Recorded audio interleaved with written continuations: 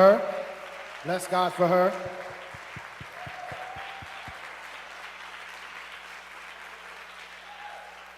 It's so wonderful to see you and to be able to, share this segment with you and take the opportunity to be a blessing to the men of the cathedral and those that may be watching online. So before I start asking you any questions, just give us a little bit of your background and let the cathedral know who you are and what it is that you do. Sure.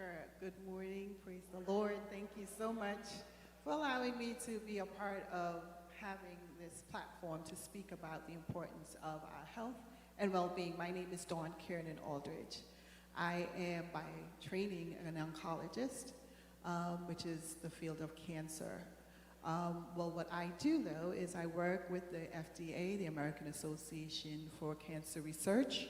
I also work with the congressionally directed peer review research program, where I am blessed and honored to be at the table to discuss all of the different types of treatments that are coming and how we can make sure that it's more inclusive of our people, which is really important.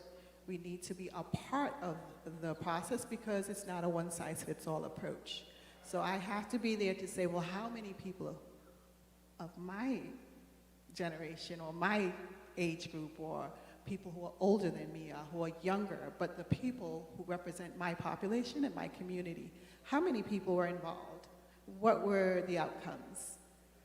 And so those are the things, and God has placed me in so many different positions that I'm able to be the voice and have that seat at the table. So it's just an honor and a privilege to be able to come back home and to speak to the community.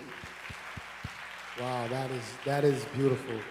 Amen. Can we bless God for having representation? Amen. That is something amazing. That is something special. And we just thank God for you even, considering taking that seat at the table to be a representative for our community and for our people. And that is a blessing. That is a blessing. That's amazing.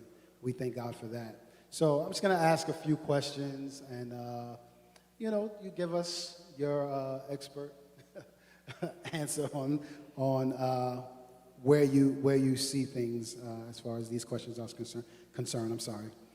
As a doctor, do you feel that we are progressing with the amount of black men scheduling routine visits, or is it still a high percentage of us that are still not taking this health thing serious? Well, the struggle is real. It is a challenge for men or for people in general, but let's speak about men. If there's nothing wrong physically that you don't find that there's anything hurting or bothering you, you think everything is fine. So therefore, you just keep going on.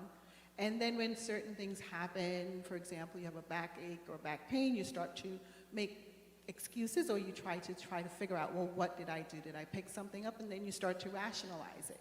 You said, okay, I must have lifted something very heavy, so that's the cause of my back pain, not knowing that can be a symptom of a dangerous outcome, right? It can be anything from pancreatic cancer to cancer of the spine. It could be anything. Not to be a fearmongerer. I don't want to say that if you have any kind of aches or pains that means you have cancer. I'm just speaking from knowledge base that these are things that have happened, and then when it was too late, that's when people come.